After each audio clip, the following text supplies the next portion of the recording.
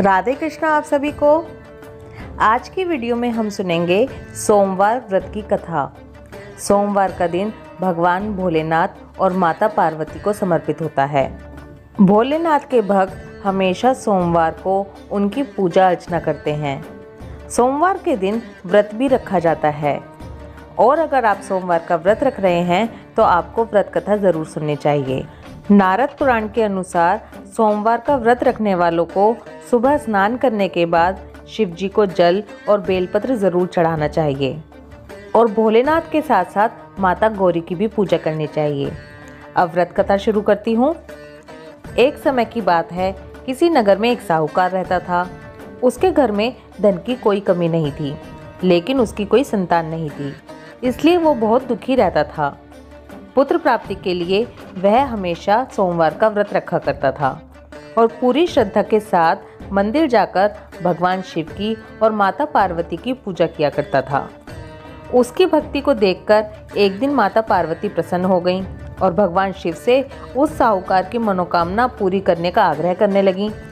पार्वती जी की इच्छा सुनकर भगवान शिव ने कहा, पार्वती, इस संसार में हर प्राणी को उसके कर्मों का फल मिलता है और जिसके भाग्य में जो हो वो उसे भोगना ही पड़ता है। लेकिन पार्वती जी ने साहूकार की भक्ति का मान रखने के लिए उसकी मनोकामना पूरी करने की इच्छा जताई। माता पार्वती के कहने पर शिव जी ने साहूकार को पुत्र प्राप्ति का वरदान दे दिया। भोलेनाथ ने वरदान तो दिया, लेकिन साथ ही ये भी कहा कि उसके बालक की आयु केवल 12 वर्ष की होगी। माता पार्वती और भगवान शिव की बातचीत को साहूकार सुन रहा था। उसे ना तो इस बात की खुशी थी और ना ही दुख। वो पहले की तरह शिव जी की पूजा करता रहा। कुछ समय के बाद साहूकार के घर एक पुत्र का जन्म हुआ। वो बालक 11 वर्ष का हुआ तो उसे पढ़ने के लिए काशी भेज दिया गया। साहूकार ने पुत्र के मामा को बुलाकर उसे बहुत सारा धन दिया और कहा कि तुम इस बालक को काशी ले जाओ, वहाँ पर इसे विद्या प्राप्त कराओ और मार्ग में यज्ञ कराना। जहाँ भी यज्ञ कराओ वहाँ ब्राह्मणों को भोजन कराना, उन्हें दक्षिणा देना। दोनों मामा भांजे इसी तरह यज्ञ कराते हुए, ब्राह्मणों को दान दक्षिणा देते हुए काशी की ओर चल पड़े। रात में एक नगर पड़ा जहाँ नगर के राजा की कन्या का विवाह था, लेकिन जिस राजकुमार से उसका विवाह होने वाला था वो एक आंख से काना था। राजकुमार के पिता ने अपने पुत्र के काना होने की बात को छुपाने के लिए एक चाल सोची। साहूकार के पुत्र को देखकर उसके मन में एक विचार आया। उसने सोचा, क्यों न इस लड़के को दुल्हा बनाकर राजकुमारी से विवाह करा दूं। विवाह के बाद इसको धन देकर विदा कर दूंगा और राजकुमारी को अपने नगर ले जाऊंगा।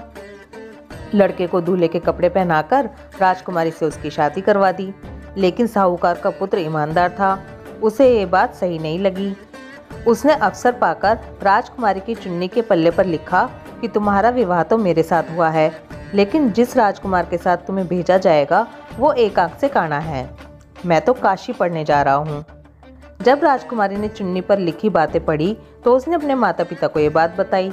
राजा ने अपनी पुत्री को विदा नहीं किया, जिससे बारात वापस चली गई। दूसरी ओर साहूकार का लड़का और उसका मामा काशी पहुँचे। वहाँ जाकर उन्होंने यज्ञ किया। जिस दिन लड़के की आयु 12 साल की हुई उसी दिन यज्ञ रखा गया। लड़के ने अपने मामा से कहा कि मेरी तबीयत कुछ ठीक नहीं है। मामा ने कहा, तुम अंदर जाकर सो जाओ। शिवजी के वरदान के अनुसार कुछ ही देर में उस बालक के प्राण निकल गए। अपने मरे हुए भांजे को देखकर उसके मामा ने रोना शुरू कर दिया।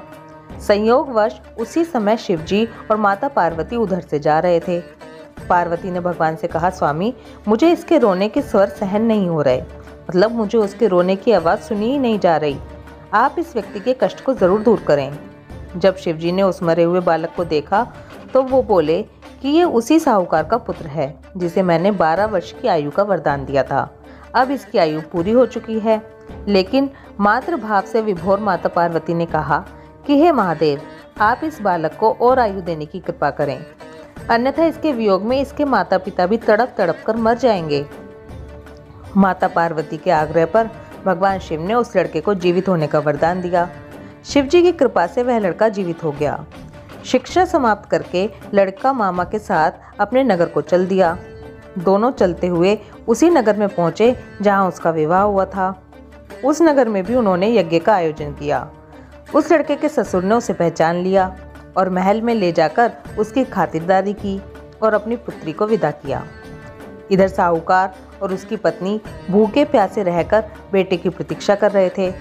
उन्होंने प्रण रख रखा था कि यदि उन्हें अपने बेटे की मृत्यु का समाचार मिला तो वो भी प्राण त्याग देंगे, परंतु अपने बेटे के जीवित होने का समाचार पाकर वो बहुत प्रसन्न हुए। उसी रात भगवान शिव ने व्यापारी के स्वप्न में आकर कहा, हे श्रेष्ठी, मैंने तेरे सोमवार के व्रत करने और व्रत कथा सुनने से प्रसन्न होकर तेरे पुत्र को लंबी आयु प्रदान की है। इसके बाद वो पूरा परिवार सुखी सुखी रहने लगा। इसी प्रकार जो कोई सोमवार का व्रत करता है, कथा सुनता है और दूसरों को सुनाता है, उसके सभी दुख दूर हो जाते हैं, उसकी सभी इच्छाएं पूरी होती हैं। इसलिए सोमवार का व्रत रखने के साथ साथ सोमवार व्रत की कथा भी अवश्य ही पढ़नी चाहिए। व्रत कथा सुनने वाले को हमेशा हुंकारा भरते रहना चाहिए। बोलो भोलेनाथ भगवान की जय, गौरा मैया की जय। राधे कृष्णा।